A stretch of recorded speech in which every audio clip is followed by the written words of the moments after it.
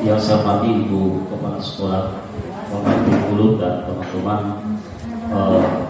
staf dewan guru dan tata usaha serta Manado.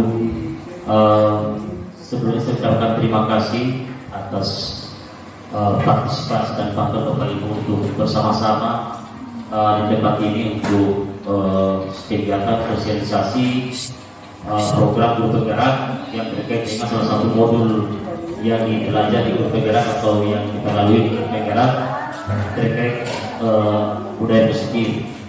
Bapak Ibu, pada kesempatan ini sebelumnya saya menyampaikan bahwa saya tidak bermaksud untuk menggurui Bapak Ibu, namun pada kesempatan ini sebenarnya saya hanya berbagi informasi bahwa budaya positif ini sebenarnya sudah disampaikan oleh calon-calon guru penggerak atau guru penggerak sebelumnya. Jadi pada kesempatan ini saya hanya bermaksud mengulang kembali informasi-informasi yang terkait dengan hal-hal yang berupa positif yang bisa kita implementasikan di sekolah yang saya dapatkan atau yang kami dapatkan dari guru penggerak. Jadi maksud saya adalah pada kesempatan ini saya berbagi informasi dengan Bapak Ibu. Siapa tahu informasi ini bisa menjadi hal yang positif buat Bapak Ibu untuk kita implementasikan di sekolah yang kita cintai. Baik Bapak Ibu, bahwa budaya positif ini merupakan salah satu modul atau materi yang kami lalui di guru penggerak yang nantinya ini bisa menjadi salah satu tolak ukur bagi kami di kegiatan sebagai bentuk aksi nyata. Ya, jadi selama ini kami sudah mendapatkan teori-teorinya dan hari ini telah merupakan aksi nyata sebagai bentuk pengipasan kepada Bapak Ibu untuk berbagi informasi terkait budaya positif. Ya Bapak Ibu, sebenarnya di budaya positif ini ada beberapa materi yang nanti akan saya akan sampaikan. Yang pertama terkait disiplin positif, kemudian teori motivasi, hukuman dan penghargaan serta restitusi, kemudian keyakinan kelas, kemudian kebutuhan dasar manusia, 5 posisi kontrol guru dan segitiga restitusi. Nantinya materi-materi ini ada yang berupa teori dan ada juga yang berupa bentuk strategi yang nantinya bisa kita implementasikan di sekolah atau di kelas atau kepada murid atau peserta didik kita. Baik Bapak Ibu, di materi pertama adalah terkait disiplin positif dan nilai-nilai kebajikan universal. Bapak Ibu, sebuah paradigma atau perubahan paradigma bahwa ketika berbicara tentang disiplin positif, tentunya itu merupakan sebuah niat untuk melakukan sebuah tindakan yang atau perilaku atau hal yang berbentuk atau yang sifatnya positif yang nantinya bisa mengarahkan kita melakukan hal-hal yang baik. Tentang teori kontrol menurut William Glasser ini, yang pertama, Anda tidak mengontrol orang lain, hanya Anda yang bisa mengontrol diri Anda sendiri. Artinya bahwa kontrol itu terjadi bukan karena dorongan dari orang lain, akan tetapi kontrol itu muncul karena keyakinan atau keinginan atau yang muncul dari dalam diri kita sendiri. Kemudian bahwa semua perilaku itu memiliki tujuan, baik itu perilaku buruk maupun baik, itu sebenarnya pada dasarnya itu memiliki tujuan masing-masing. Jadi siapa saja atau orang mana saja ketika melakukan suatu perilaku tentunya memiliki tujuan tertentu, baik itu perilakunya itu baik maupun buruk, atau kolaborasi menciptakan pilihan-pilihan baru. Bapak Ibu, bahwa dalam budaya kita bahwa makna disiplin ini telah berubah atau sering kita maknai bahwa sebuah disiplin adalah sesuatu yang dilakukan seseorang pada orang lain untuk mendapatkan kepatuhan. Itu yang selama ini kita pahami, yang terjadi di kita, di komunitas kita atau di kelompok kita, bahwa kita memahami bahwa disiplin itu adalah suatu tindakan atau yang dilakukan seseorang kepada orang lain untuk mendapatkan kepatuhan. Jadi kita akan disiplin karena kita mengharapkan sebuah kepatuhan baik dari orang lain atau kepada murid. Kemudian disiplin itu ya cenderung menghubungkan ya sebuah ketidaknyamanan, kemudian bukan dengan apa yang kita hargai atau mencapai suatu tujuan mulia. Jadi disiplin itu kita mengharapkan bahwa kita menghubungkan ya sesuatu tindakan dengan sesuatu yang dihargai. Jadi kita melakukan satu disiplin karena kita ingin dihargai atau kita mencapai sebuah tujuan yang mulia. Jadi kita melakukan satu disiplin karena kita mengharapkan sesuatu tujuan tertentu yang orang bisa menganggap kita bahwa sudah melakukan sesuatu tindakan yang disiplin. Oke Bapak Ibu, materi berikutnya adalah tentang teori motivasi, hukuman, dan penghargaan serta restitusi. Bapak Ibu, inilah teori motivasi perilaku manusia, bahwa seorang manusia melakukan satu tindakan itu karena dasar dari sebuah motivasi. Motivasinya apa?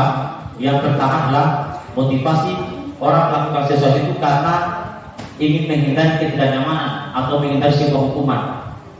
Jadi orang melakukan sebuah tindakan atau kegiatan itu karena atas dasar bahwa orang tersebut ingin menghindari ketidaknyamanan atau hanya ingin menghindari sebuah hukuman. Maka orang seperti ini ketika melakukan tindakan motivasinya untuk menghindari ketidaknyamanan atau hukuman, maka pertanyaan yang muncul adalah apa yang akan terjadi apabila saya tidak melakukannya? Itu yang pertama. Kemudian motivasi orang melakukan sebuah tindakan yang kedua adalah untuk mendapatkan imbalan dari orang lain atau institusi.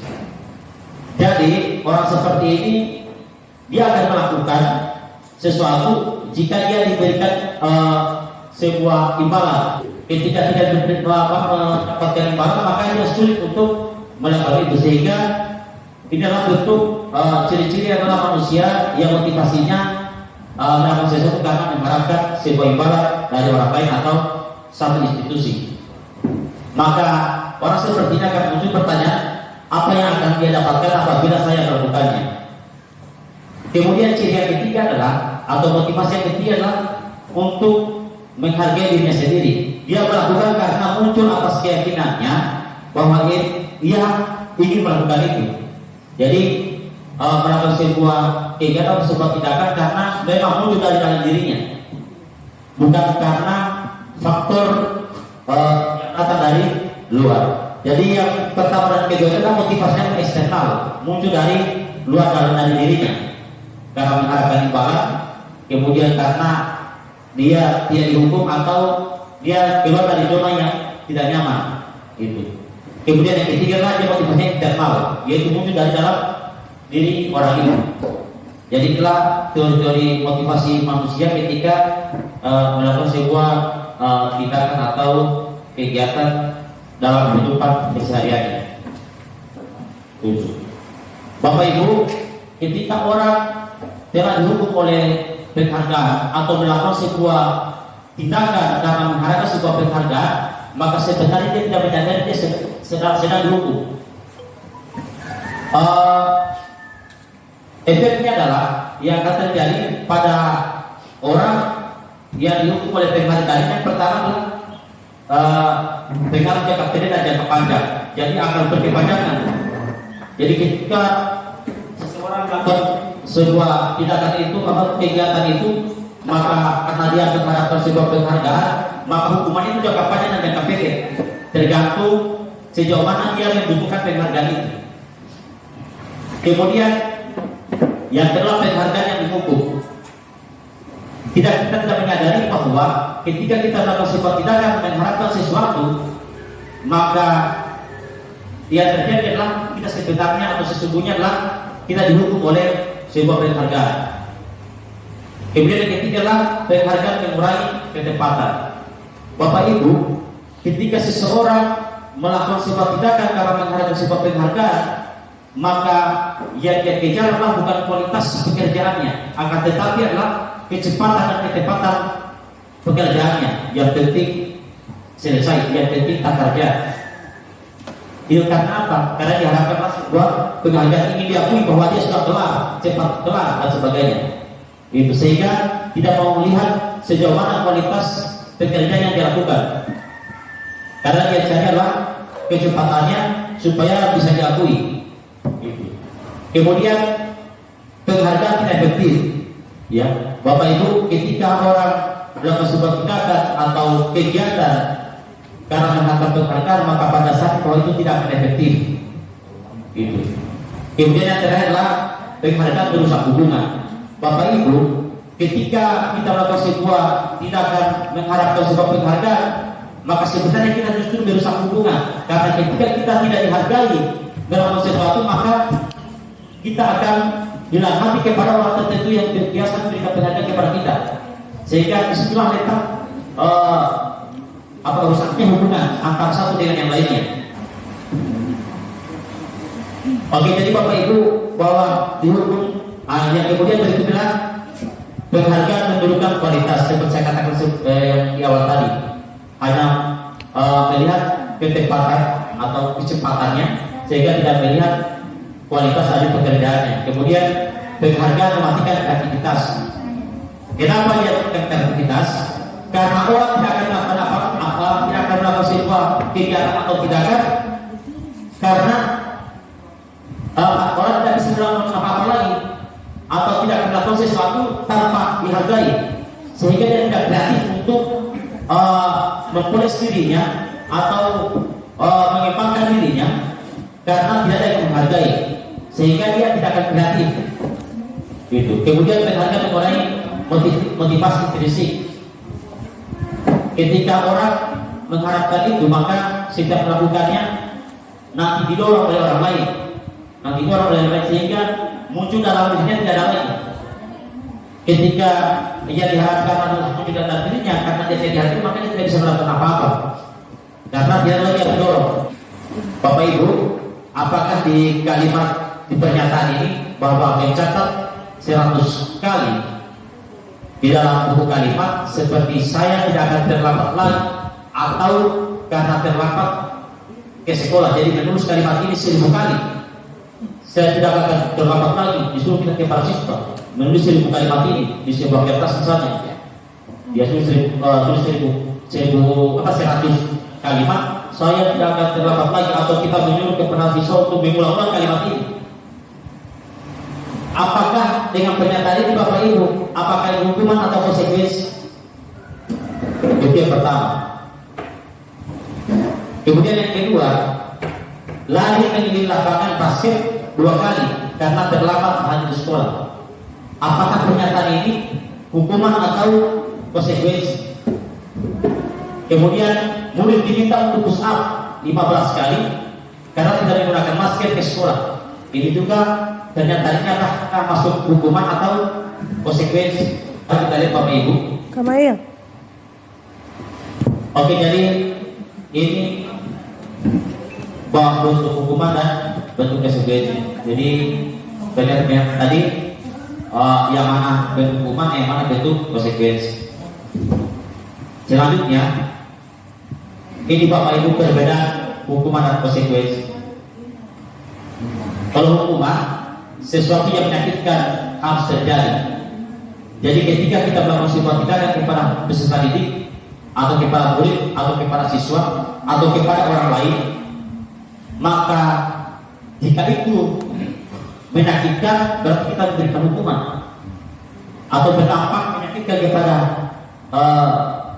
atau menunjukkan respon yang menyakitkan terhadap orang yang, atau kepada siswa atau kepada orang lain, maka sesungguhnya kita sudah memberikan hukuman. Kemudian hukuman itu mendorong anak menyakiti diri sendiri. Kalau konsekuensi mendorong anak agar mudah menyesuaikan diri. Konsep diri yang buruk Kalau konsekuensi adalah konsekuensi yang baik. Gitu. Kemudian anak belajar untuk menyembunyikan kesalahan kalau hukuman. Kalau konsekuensi anak belajar untuk memahami peraturan. Hukuman marah, rasa bersalah, dipermalukan, merasa tidak dihargai, maka konsekuensi adalah kehilangan hak atau dibuat tidak nyaman. Jadi anak kita buat dia tidak nyaman. Kemudian diasingkan untuk sementara waktu. Gitu. Lanjut Bapak Ibu, inilah identitas saya gagal, ya. Kemudian identitas sukses melalui kegiatan disiplin, hukuman seperti yang tadi yang dijelaskan di awal, kemudian konsekuensi, kemudian restitusi. Jadi dampak dari hukuman dan konsekuensi itu yang akan muncul adalah restitusi. Ini apa itu restitusi? Bapak Ibu, bahwa restitusi adalah sebuah proses menciptakan kondisi bagi murid untuk memperbaiki kesalahan mereka sehingga mereka bisa kembali pada kelompok mereka dengan karakter yang lebih kuat. Jadi Bapak Ibu, sesungguhnya hukuman maupun konsekuensi itu adalah yang terbaik adalah kita memberikan restitusi. Itu yang terpenting. Yaitu kita menciptakan sebuah kondisi pada anak, ya, agar mereka mampu memperbaiki kesalahan mereka dan mereka bisa kembali pada kelompok mereka dengan karakter yang lebih kuat atas kesalahan yang mereka lakukan. Jadi ini Bapak Ibu ciri-ciri restitusi. Jadi ada 9. Yang pertama, bukan untuk menebus kesalahan, namun untuk belajar dari kesalahan. Jadi kita buat siswa bukan menebus kesalahannya. Ketika melakukan sebuah kesalahan, nanti kesalahannya dengan ini. Jadi bukan itu maksud kita. Jadi restitusi adalah kita buat siswa itu bisa belajar dari kesalahannya. Jadi mereka akan belajar dari kesalahan yang mereka lakukan, bukan menebus dari kesalahan mereka. Kemudian memperbaiki hubungan. Jadi memperbaiki hubungannya, entahkah hubungannya dengan orang lain, hubungannya dengan keadaan, hubungannya dengan lembaga, itu buat dia. Jadi kita buat dia supaya bisa mencintai sekolahnya, bisa mencintai teman-temannya dan sebagainya. Itu. Kemudian tawaran bukan paksaan. Jadi di dia bukan siswa kita paksa. Kalau aturan itu kita paksa, ya, yang sifatnya muncul dari sekolah, dari sekolah. Belum tentu siswa bisa menerima itu, sehingga terkesan kita memaksa siswa untuk melakukan itu. Tapi kalau di restitusi dia tawaran, kita tawarkan kepada siswa apa yang wajar atau yang pantas mereka lakukan dan apa yang tidak pantas untuk mereka lakukan. Kita tawarkan, itu restitusi. Kemudian restitusi menuntut untuk melihat ke dalam diri. Jadi kita membawa siswa atau kita mengarahkan siswa untuk berkaca pada dirinya sendiri, untuk melihat dirinya sendiri atas kesalahan yang dia lakukan. Jadi kita guru menuntut atau mengarahkan siswa dia bisa melihat dirinya sendiri ketika dia melakukan sebuah tindakan yang salah. Kemudian restitusi mencari kebutuhan dasar yang mendasari tindakan. Jadi Bapak Ibu melakukan sebuah tindakan kesalahan oleh siswa itu wajar, ya, dan siapapun akan melakukan hal yang sama ketika dalam kehidupan keseharian manusia atau orang, baik itu guru maupun siswa. Sehingga kita sebagai guru kita tidak semata-mata melihat kesalahannya, kita lihat sejauh mana latar belakang yang dipicu sehingga dia melakukan sebuah kesalahan. Itu yang kita lihat. Jangan lihat bahwa ketika dia terlambat kita sudah fokus pada keterlambatannya, tapi kita lihat kenapa dia terlambat, apa yang itu sampai dia terlambat. Mungkin dia punya latar belakang tertentu sehingga dia melakukan kesalahan itu. Jadi begitu Bapak Ibu. Kemudian yang berikutnya adalah diri adalah cara yang paling baik. Jadi kita kembalikan pada dirinya adalah sebuah cara yang paling baik. Kemudian fokus pada karakter bukan tindakan. Jadi Bapak Ibu, ketika siswa melakukan kesalahan, maka kita jangan berfokus pada tindakan atau kesalahan yang dia buat, tapi kita fokus pada karakter yang melekat pada dirinya. Ketika melakukan kesalahan itu sebenarnya seperti apa karakter siswa itu sendiri. Kalau karakternya buruk, maka kita arahkan karakter itu menjadi karakter yang lebih baik. Bukan kita fokus pada kesalahan yang dia lakukan. begitu. Kemudian berikutnya fokus pada sebuah solusi. Jadi Bapak Ibu, bahwa ketika kita berhadapan dengan siswa, maka fokus kita adalah sebuah solusi.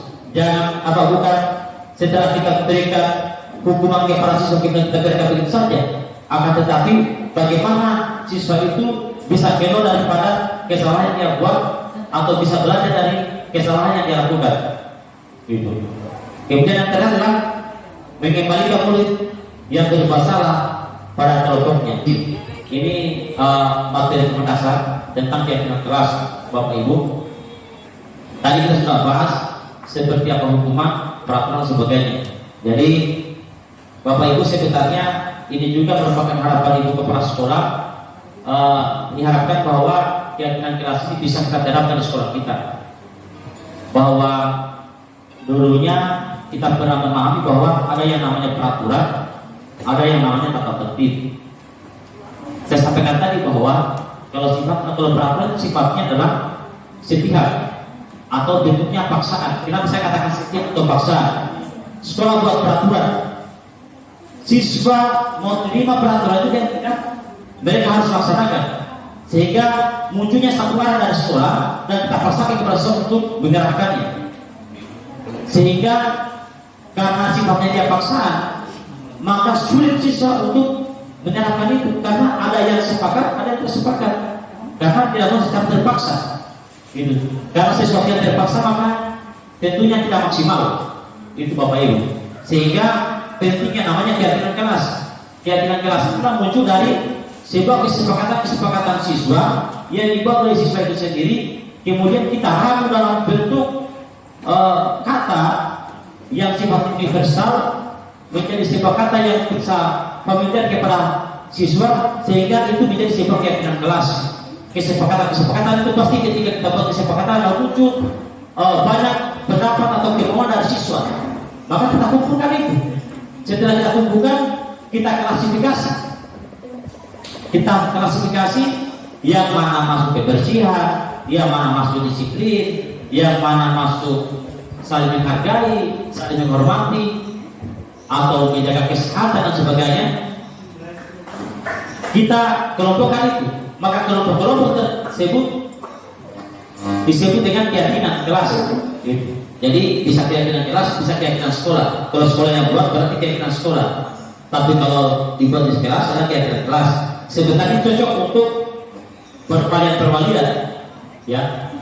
Jadi perwalian nantinya bisa diharapkan bisa menempel keyakinan kelas yang telah disepakati oleh siswa atau yang diusulkan oleh siswa di kelasnya, supaya ketika mereka melakukan sebuah tindakan yang salah terkait dengan kesepakatan yang mereka sudah buat, maka tinggal kembalikan saja bahwa ini keyakinan kelas yang sudah kamu buat, berarti kamu sudah langgar. Maka ketika itu mereka kita akan ke sana, ke keyakinan kelas yang mereka sudah sepakati, maka mereka akan menyadari bahwa mereka sudah melakukan dan itu akan memperbaiki tanpa kita suruh atau kita paksakan mereka memperbaiki. Mereka akan menyadari hal itu jika sudah ada keyakinan kelas. Bapak Ibu, keyakinan kelas, mengapa tidak aturan kelas saja? Nah, Bapak Ibu, jadi kalau peraturan kelas misalnya datang tepat waktu, berdoa sebelum dan sesudah belajar, membuang sampah pada tempatnya, menjaga kebersihan kelas, menghormati guru, peduli dan saling membantu sesama teman. Jadi ini saya katakan tadi adalah peraturan kelas, ya. Peraturan kelas ini sifatnya datangnya sepihak, ya. Jadi siswa mau dan tidak mau mereka harus laksanakan, sehingga mereka kerjakan secara terpaksa, bukan karena dari dalam dirinya. Gitu.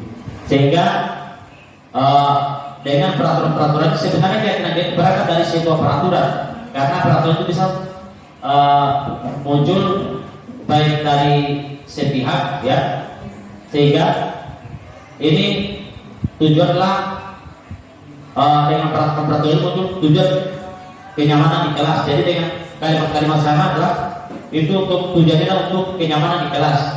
Maka bila yang terikat jalan adalah dinamakan keyakinan. Gitu. Jadi kenapa dia keyakinan? Karena hal yang perlu mereka jaga atau sebuah aturan kalau kita kenal dengan formulasi yang lama itu muncul karena dalam dirinya, sehingga itu diperlukan sebuah keyakinan yang nantinya tertanam dalam diri setiap siswa itu, sehingga dikatakan dialah sebuah keyakinan. Tapi setidaknya sudah ada gambaran Bapak Ibu bahwa yang paling efektif itu adalah kita membuat keyakinan kelas, bukan kita membuat tata tertib atau peraturan. Karena peraturan sifatnya sepihak Pak, dan siswa itu akan melaksanakan secara terpaksa, sehingga jangan heran banyak siswa yang sedang melanggar karena memang melaksanakan karena terpaksa, bukan karena keyakinan yang muncul dalam dirinya. Sehingga kita buat itu menjadi sebuah keyakinan, dan keyakinan itu akan muncul dari siswa sendiri, bukan muncul dari guru atau dari sekolah. Jadi keyakinan itu agar tidak dikatakan oleh siswa, yang disepakati oleh siswa, kemudian kita gerakkan di sekolah, dan itu yang mereka nantinya akan dijalani di sekolah ataupun di kelas. Dari ini Bapak Ibu contoh keyakinan kelas. Ini keyakinan adalah hormat, ya. Keyakinan adalah hormat. Jadi siswa itu kita harapkan dia bisa hormat. Hormatnya bagaimana? Ya, meyakini bahwa sangat penting untuk menghormati semua orang dan barang milik orang lain. Jadi menghormati orang lain baik bentuk orang yang sendiri maupun barang-barang orang lain. Jadi berarti sudah melaksanakan keyakinan kelas tentang hormat. Begitu juga bekerja diterima dan dimiliki. Jadi banyak kalimat-kalimat. Jadi kita pilih diksi-diksi yang baik yang menyangkut beberapa kesepakatan yang kemudian kalimat itu bisa bermakna universal, ya, atau mengandung makna yang banyak, ya, yang berhubungan dengan tindakan-tindakan siswa di kelas maupun di sekolah. Materi yang kelima adalah tentang posisi kontrol. Posisi kontrol ini adalah lebih mengarah pada guru, kontrol guru. Siswa ketika melakukan sebuah tindakan, maka di posisi kontrol ini di mana letak kita atau di mana posisi kita pada saat siswa melakukan sebuah tindakan atau kesalahan. Maka di 5 posisi inilah keterlibatan guru. Dan ini yang ada pada kita semua. Nanti sebentar kita bisa melihat di mana posisi kita secara pribadi. Gitu. Jadi ini Bapak Ibu, ada 5 posisi kontrol. Bahwa guru itu kontrolnya sebagai penghukum, ada guru sebagai pembuat merasa bersalah, guru sebagai teman, guru sebagai pemantau, guru sebagai manajer. Jadi Bapak Ibu, selama ini kita kalau saya di pribadi masih sering menggunakan ini guru sebagai penghukum, sering menghukum siswa. Jadi oke. Masalah merokok ini kan selalu jadi nomor kita antara guru dengan siswa. Ini dalam sistem keyakinan apakah ini masalah kesehatan atau sopan santun?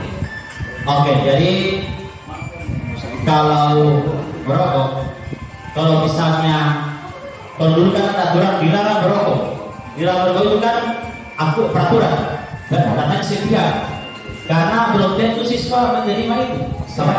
Iya, saya ceritakan dulu dari awal ke situ dulu. Itulah peraturan. Kemudian seperti yang diharapkan oleh Bapak tadi bahwa apakah merokok itu masuk keyakinannya di mana? Di kesehatan atau kesopanan? Kesopanan.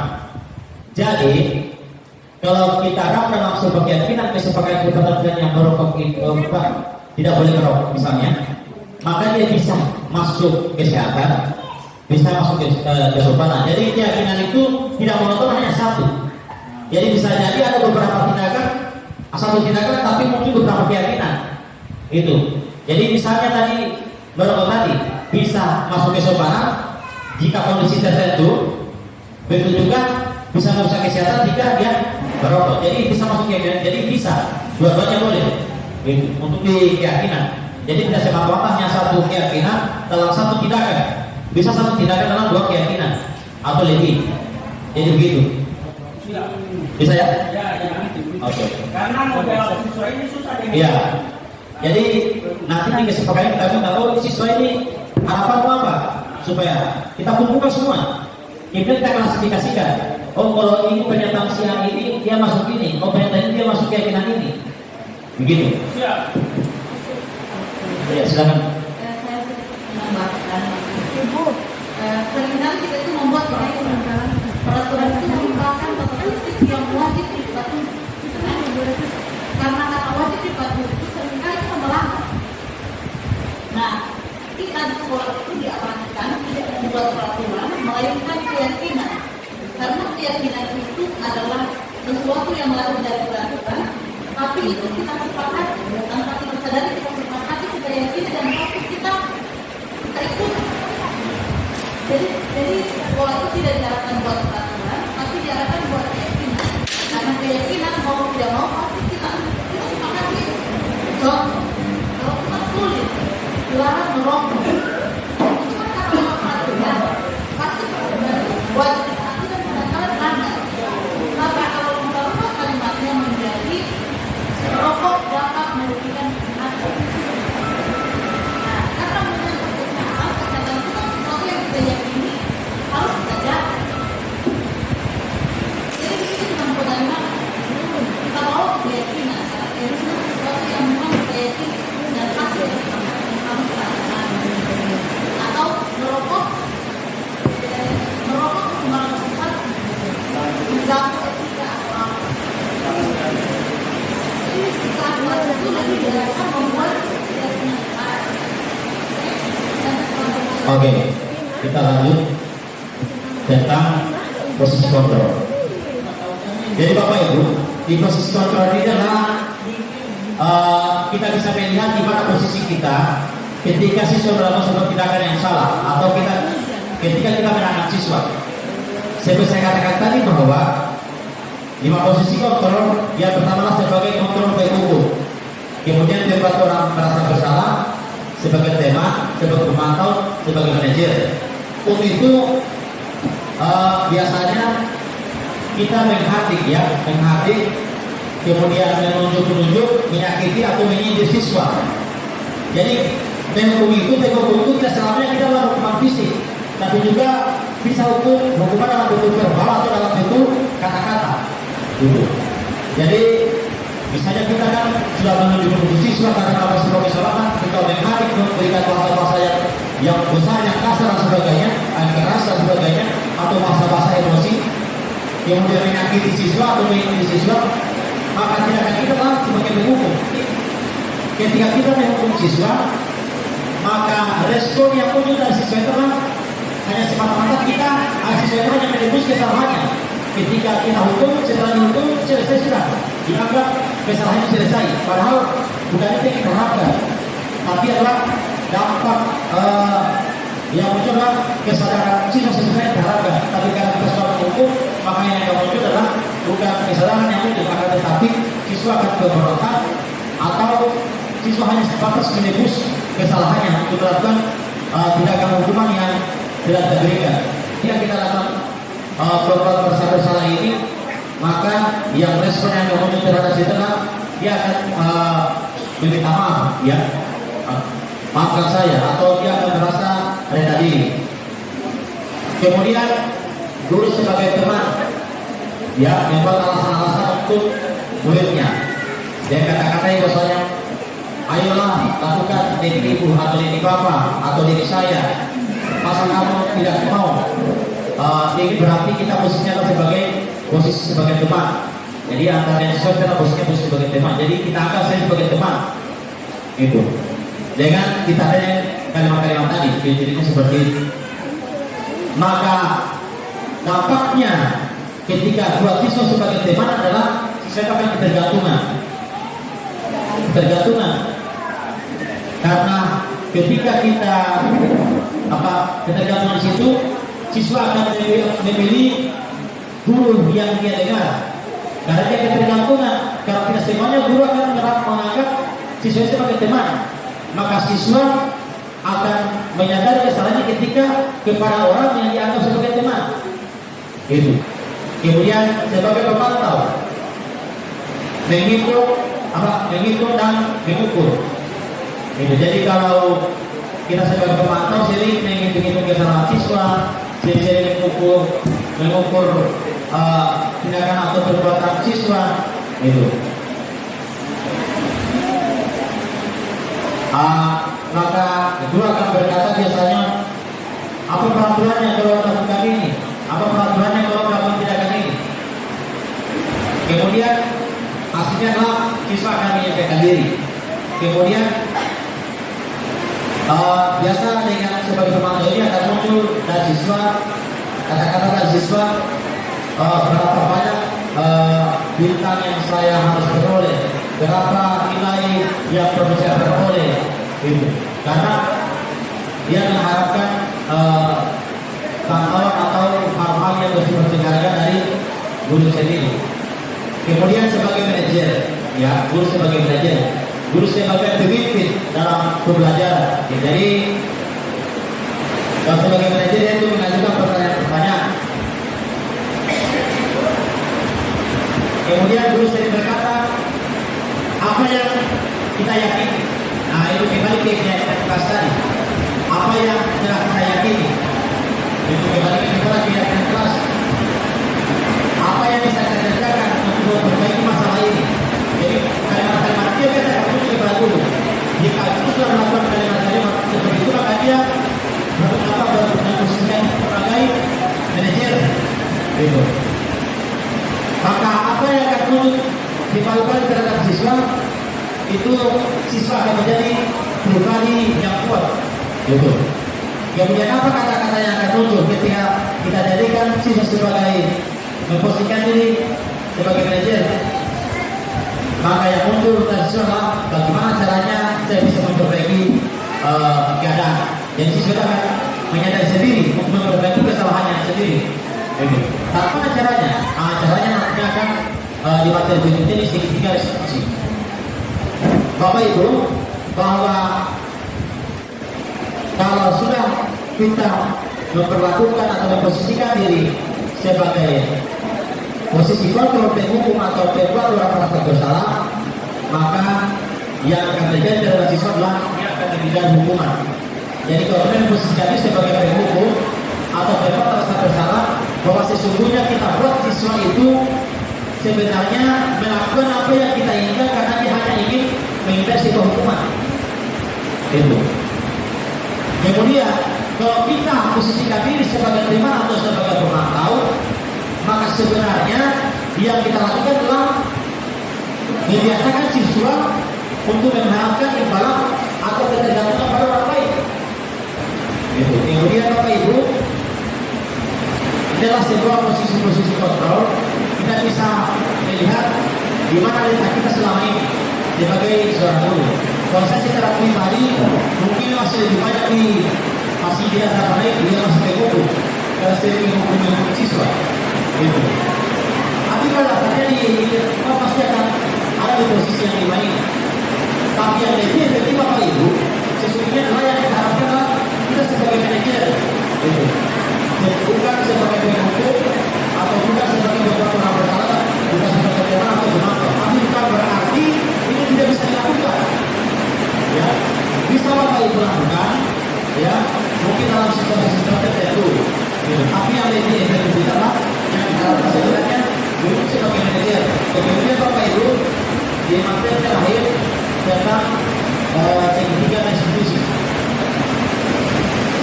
Jadi segitiga restitusi ini sebenarnya lebih sering dilakukan oleh UBK, ya, karena ini adalah memang penanganan siswa.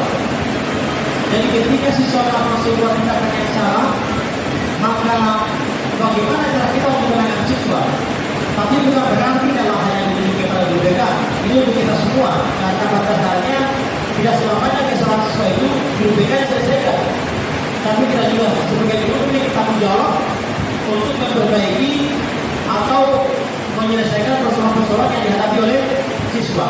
Maka langkah yang efektif untuk menyelesaikan setiap persoalan siswa adalah segitiga restitusi. Apa yang dilakukan segitiga restitusi? Maka ada tiga hal yang perlu kita lakukan. Yang pertama adalah ketika kita menangani siswa, maka tahap pertama perlu dilakukan menstabilkan identitas siswa.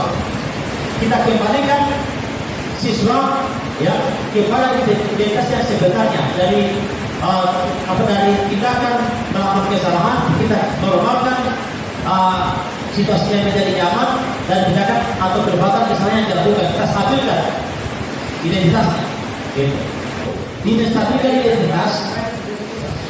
Yang kita lakukan apa? Yang kita lakukan adalah misalkan setiap kita katakan kepada siswa bahwa setiap orang itu pasti pernah berbuat kesalahan. Itu kita lakukan. Jadi ketika menangani siswa, maka jangan kita fokus pada tindakan atau perbuatan kesalahan yang dilakukan. Akan tetapi kita fokus bagaimana kita menjadi sebagai solusi terhadap persoalan-persoalan yang dilakukan oleh siswa. Maka yang kita lakukan adalah ini. Kita kembalikan dulu atau kita stabilkan kita siswa dengan mengatakan bahwa setiap orang itu pasti akan melakukan sebuah kesalahan, supaya siswa itu akan kembali ke zona yang aman, ke zona yang nyaman. Itu.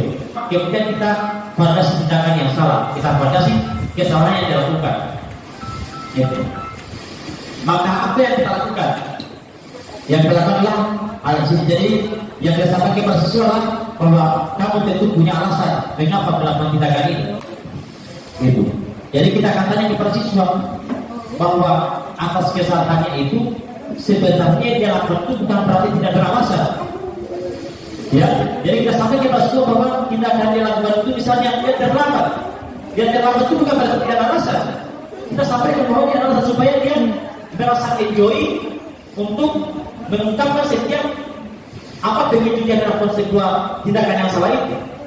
Sehingga siswa bisa kita ajak kerjasama untuk mengungkapkan alasan-alasan tertentu yang terkait dengan apa sebenarnya latar belakang sehingga dia melakukan sebuah tindakan yang salah. Itu Bapak Ibu. Kemudian berikutnya kita juga bisa menggunakan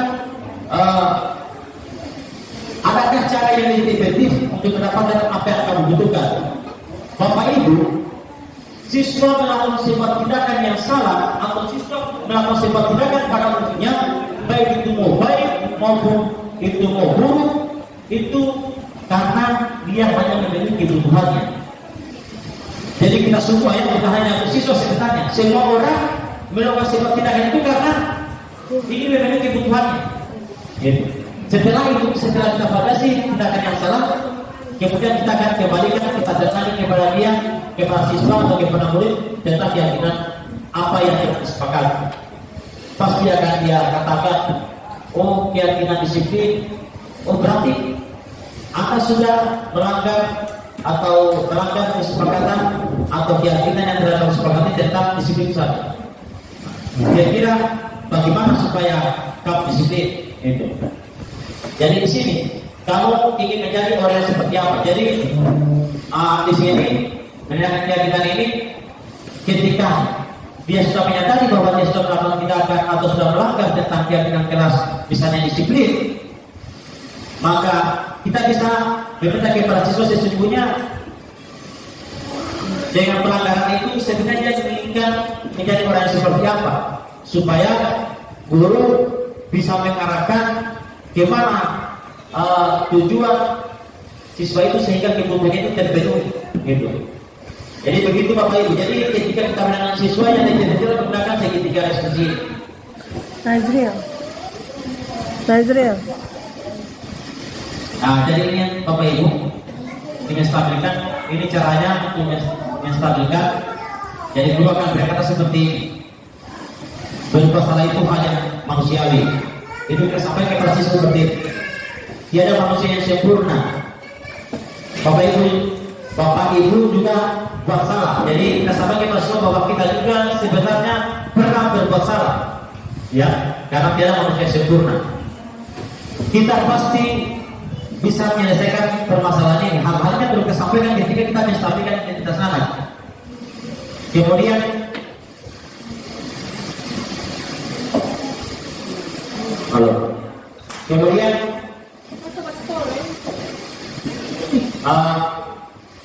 siapa yang salah? Ya, Bapak Ibu lebih tertarik untuk menyelesaikan masalah. Jadi kita tidak bicara siapa yang benar dan siapa yang salah. tetapi kita lebih tertarik bahwa untuk menyelesaikan masalah itu, mencari solusi dari permasalahannya. Kemudian kalau kamu menyalahkan diri sendiri terus menerus, apakah kamu bersikap baik pada diri sendiri? Jadi ketika ini hal-hal yang perlu sampaikan bahwa siswa tidak perlu menyalahkan dirinya sendiri, sebab itu tidak akan menjadikan dia menjadi siswa yang bersikap baik pada dirinya sendiri. Kemudian Bapak Ibu, ini adalah tindakan yang kita lakukan ketika kita validasi kesalahan atau tindakan yang salah oleh siswa. Sesungguhnya ada hal-hal atau kebutuhan yang tidak terpenuhi, maka yang kita lakukan adalah ini yang kita katakan kepada siswa, kamu bisa saja akan melakukan hal yang lebih buruk, tapi kamu tidak melakukannya kan? Jadi artinya bahwa tindakan yang dilakukan sebenarnya ada hal-hal yang lebih buruk lagi. Misalnya dia tadi melanggar, datang ke sekolah tidak tepat waktu. Sesungguhnya ada yang lebih buruk dari itu, tidak datang ke sekolah, tapi dia tidak lakukan. Justru dia datang ke sekolah sekalipun dia terlambat. Itu. Jadi kita sampaikan kepada siswa bahwa ada yang lebih buruk lagi, tapi dia tidak lakukan, yaitu dia datang ke sekolah. Jadi masih bersyukur dia masih datang ke sekolah. Kemudian kamu pasti punya alasan mengapa melakukannya. Jadi kita lontarkan pernyataan ini kepada siswa bahwa kita hanya lakukan itu, misalnya dia terlambat ke sekolah karena memang punya alasan. Itu pasti ada alasannya. Tidak semata-mata karena dia dapat terlambat, tapi karena ada alasannya. Mungkinkah karena faktor yang terjadi di dalam keluarganya dan sebagainya, atau mungkin faktor lingkungan dan sebagainya. Kemudian bahwa kamu belajar cara lain untuk mendapatkan yang kamu butuhkan tanpa harus berkumpul misalnya. Itu kalau misalnya melakukan tindakan berkumpul. Jadi kita berikan pilihan apakah ada kebutuhan apa cara lain untuk memenuhi kebutuhannya tanpa harus berkumpul. Kemudian apakah kamu bisa melakukan yang lebih baik besok lagi? Jadi kita berikan tantangan kepada siswa. Hari ini melakukan kesalahan. Setelah kita validasi kesalahannya, kita sampaikan bahwa apakah besoknya bisa melakukan tindakan yang lebih baik dari hari ini. Tapi siswa akan tertantang, pasti akan mengatakan saya siap untuk melakukan tindakan yang lebih baik atau memperbaiki kesalahan saya hari ini, dan besok akan saya melakukan hal yang lebih baik lagi. Itu yang akan muncul. Kemudian yang berikutnya adalah menanyakan keyakinan. Guru akan berkata apakah kita yang kita percaya di kelas atau di sekolah kita ini. Jadi akan ditanyakan apa keyakinan yang mereka sudah percayai atau yang mereka sepakati di kelas. Kemudian nilai-nilai yang bersama yang telah kita sepakati. Jadi yang terkait dengan hubungan dengan keyakinan kelas tadi. Ya, terima kasih Bapak Ibu. Sebelum saya tutup, apakah ada pertanyaan atau pernyataan? Saya persilakan kepada Bapak Ibu sebelum bisa tutup, atau mungkin ada tambahan dari senior-senior saya, calon guru penggerak yang sudah melewati semua tahapan ini. Tentunya sedikit informasi saya dapatkan tidak seperti yang senior-senior saya sudah lewati. Begitu juga ibu kepala sekolah, ya mungkin sudah lebih duluan dan lebih jauh memahami tentang ilmu penggerak yang nantinya bisa berbagi kepada kita semua. Jadi pada kesempatan juga saya berharap bahwa ke depan perjalanan saya masih panjang, tentunya mengharapkan dorongan, bantuan dan motivasi serta kerjasama dari kita semua, terutama senior-senior saya di guru penggerak dan ibu kepala sekolah untuk keberlanjutan saya dalam guru penggerak ini serta bisa membawa dampak positif yang baik kepada sekolah. Terima kasih. Assalamualaikum warahmatullahi wabarakatuh. Selanjutnya. Ya, silakan.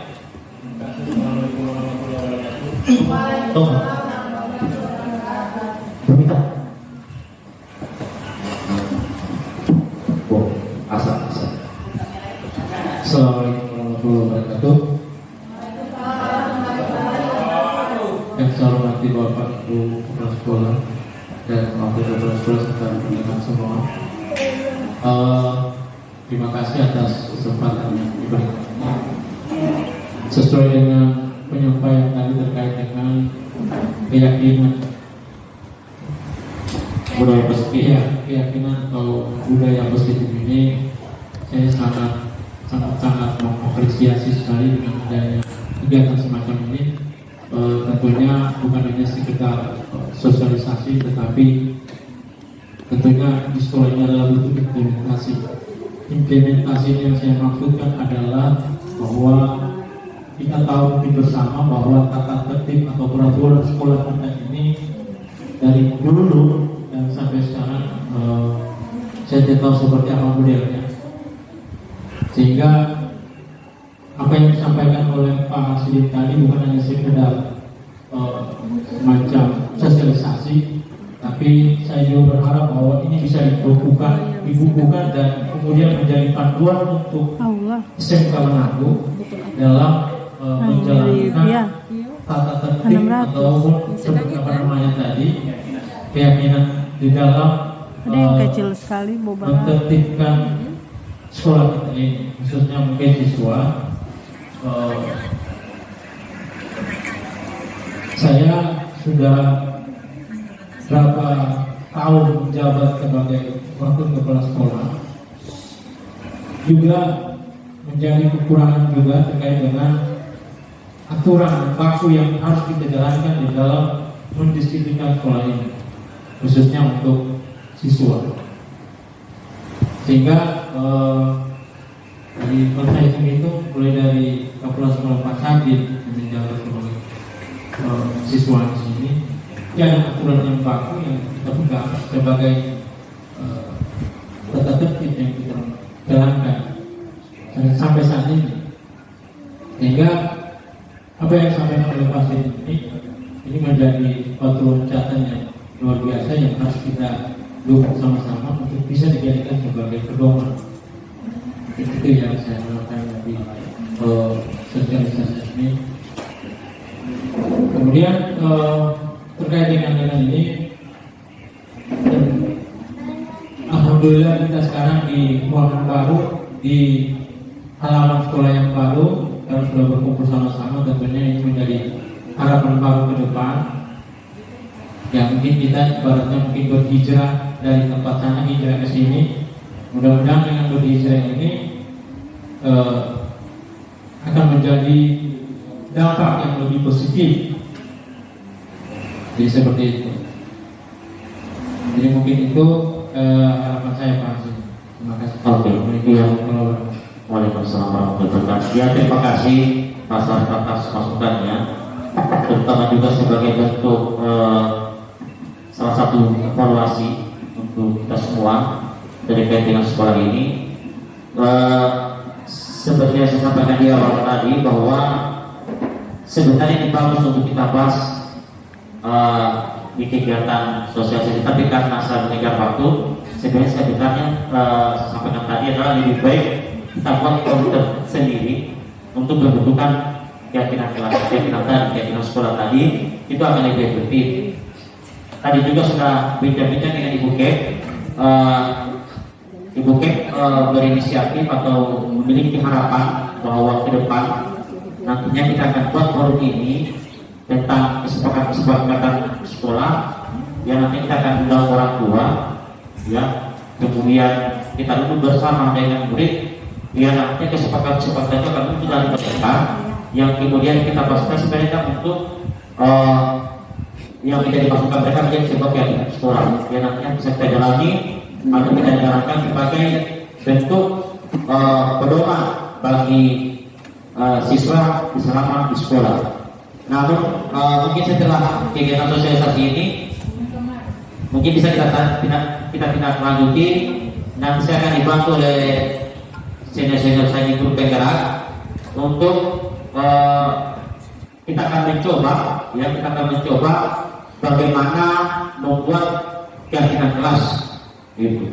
Jadi kita akan berbagi kepada Bapak Ibu yang nantinya bisa menjadi salah satu informasi baru oleh Bapak Ibu ketika bisa membuat keyakinan-keyakinan di kelas nantinya atau mungkin pada saat belajar dan sebagainya.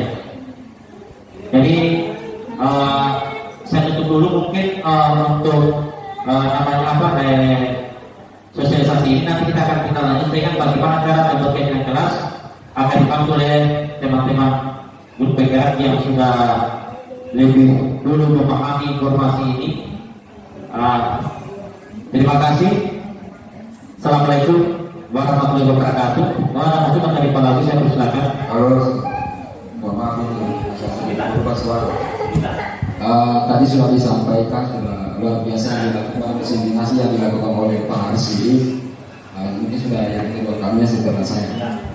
Namun di sini ada tentang keyakinan keras tadi itu. Keyakinan keras itu adalah tingkatan.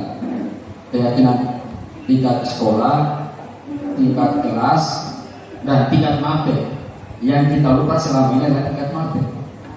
Sebelum kita masuk ke pembelajaran, kan ada namanya perkenalan diri. Coba guru-guru itu buat kesepakatan bermabeknya. Karena begini, ada keinginan siswa dalam proses pembelajaran ini ya, dalam proses pembelajaran ada hal yang mereka inginkan seperti itu. Karena biar bagaimanapun kita ini arsitek dari produk siswa. Ya, membuat harapan, menyiapkan masa depan mereka. Nah, terkadang kita lupa. Ya, jangan terlalu jauh dulu. Kalau untuk misalnya kesepakatan kelas itu adalah tugas daripada perwakilan. Nah, untuk sekolah mungkin kita semua kita buka dan itu kita akan nanti buat formulanya yang lebih bagus. Sudah bagus tadi yang disebutkan oleh Pak Hasri, kita buat ini. Nanti juga beberapa orang teman guru PK yang ada di sekolah ini termasuk guru PK, kita buat nanti kita kelompok-kelompokan sehingga nanti kita ada diksi untuk ke situ. Prosesnya nanti akan terukur dan terarah nantinya supaya arah proses kita itu akan bagus ke depannya.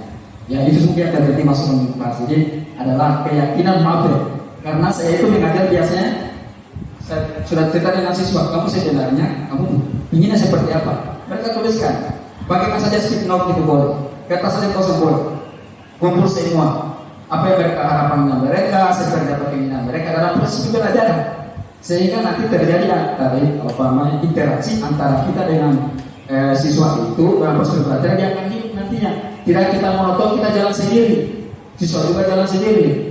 Ya pasti ada unek-unek yang mereka sampaikan. Sehingga dari proses itu kita akan temukan bagaimana strategi kita untuk menghadapi yang seperti itu keinginannya mereka. Kan sini kita belajar gitu. Kalau misalnya di kelas proses pembelajaran, Pak Guru, saya ini tadi malam misalnya saya bermain game. Ya solusinya seperti apa? Saya coba saya ngantuk. Ya, nanti kalau misalnya keinginan yang disepakati, Pak Guru bisa saya tidur dulu ya. Seperti itu. Terkadang kita itu. Assalamualaikum warahmatullahi wabarakatuh. Bersama saya Lawi MPD, salah satu guru dari SMK Negeri 1 Manado. Kali ini saya akan memberikan umpan balik mengenai sosialisasi atau diseminasi yang disampaikan oleh salah satu guru calon guru penggerak angkatan 28 SMK Negeri 1 Manado. Dalam hal ini adalah Bapak Karsi SPD. Alhamdulillah dari penyampaian materi yang diberikan mengenai budaya positif, saya merasa senang dan bangga karena materi diberikan sangat jelas dan sangat sistematik sehingga mudah difahami dan dicerna oleh teman-teman dalam mengikuti kegiatan sosialisasi kali ini. Dan kami bersepakat pula bersama teman-teman apa yang disampaikan bisa mengeluarkan rekomendasi, dan rekomendasi ini nantinya akan ditindaklanjuti dalam kegiatan kita dalam proses belajar mengajar. Terima kasih Pak Arsidin. Insya Allah ini merupakan sebuah terobosan yang baru untuk kemajuan SMK Negeri 1 Manado. Demikian, Assalamualaikum warahmatullahi wabarakatuh.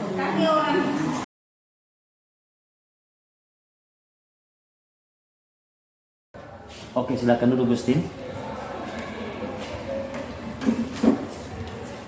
Jadi begini Gustin, tadi Bapak dapat laporan dari BK bahwa Gustin sering datang terlambat ke sekolah akhir-akhir ini. Iya Pak. Seingat Gustin, kira-kira sudah berapa kali datang terlambat? Seingat Gustin sudah 5 kali saya datang terlambat Pak.